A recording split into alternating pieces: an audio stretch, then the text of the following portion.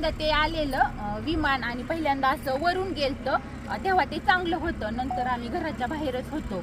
आम्ही गुरांना खायलाही टाकलं आणि घरानंतर आलो तर आम्ही बाहेर होतो आणि ते विमान गेलेलं असं खालून आलेलं आणि खालून असं ते खालून आलं आणि ते बरोबर वरती जायचं ते असं खाली त्याला अटॅक झालं. ते बरोबर म्हणजे 8:45 तेव्हा वाजलेल्या आणि त्याचा म्हणजे आम्ही पाहिलं पण एवढा मोठा त्याचा असा स्फोट झाला ना ते आमच्या घरापर्यंत आला.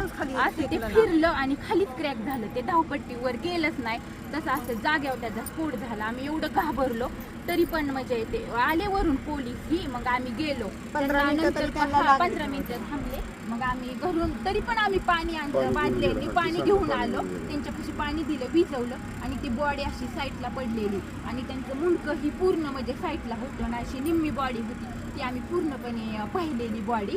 आणि नंतर ते म्हणले कापड वगैरे मग आम्ही ब्लँकेट ही सगळं गुंडाळायला दिली आणि तसं झाल्यानंतर 15-20 मिनिटांनी मग ते गाडी आली आणि ते बॉडी अशी गुंडळून नेली. वाईट झालं ते बघितल्याला आम्ही खूप घाबरलो. तुम्ही काय बघितलं?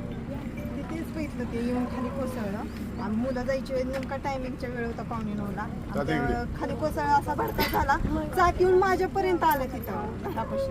काही आम्ही घाबरलो पोरही आम्ही पळत सुटलो पण काहीच उपयोग नव्हता तोपर्यंत. ते पर्यंत सगळं हे झालं होतं बस्ट झालं होतं त्याचा. आम्ही म्हणजे काहीच करू शकलो नाही आता फक्त पाहिलेलं जागेवर गेले. काहीच राहिलं इथपर्यंत त्याचा